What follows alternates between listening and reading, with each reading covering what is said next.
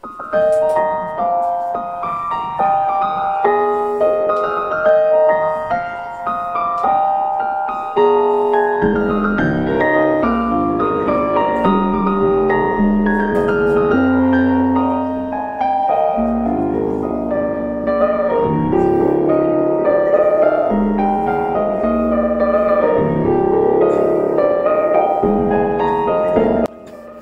day off pala natin ngayon kaya subukan na naman nating mag-weights, mag-exercise sa ating pangangatawan. Ang habit po kasi natin pag day off natin ay nagbubuhat tayo kahit saglit lang. 1 hour or 30 minutes, pwede na po yun once a week. Bali, tuturuan ko po kayo kung paano tayo maglaba bilang isang mister ng tahanan. Maglalaba po tayo ngayon. Pagkatapos nating magbuhat, yan, maglalaba po tayo. Tulungan naman natin si Mrs.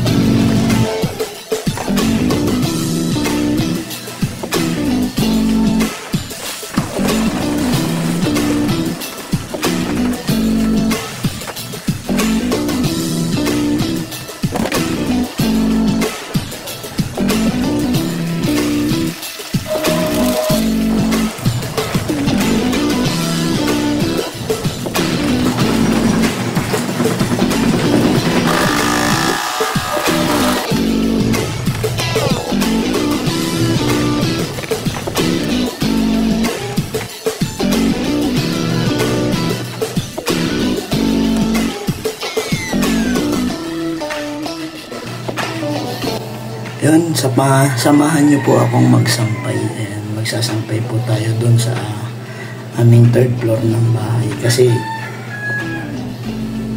nandun po yung pinakasampayan namin. Ay, wala po kaming sampayan sa labas. At check ko lang po sa inyo yung labas namin. Ayun yung labas namin. Ayan, bali wala po kaming sampayan dito. Bali, doon po kami nagsasampay sa pinaka third floor po ng aming bahay. Yan. Tara, samahan nyo ako magsampay guys. Sampay natin yung ating mga nilaban. Sobrang dami. And guys, ito na po yung ating mga nilaban.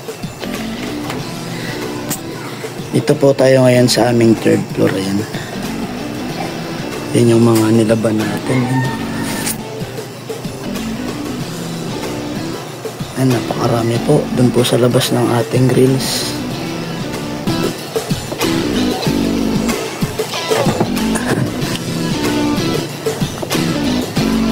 Ayan, nasa labas po yung mga sinampay natin.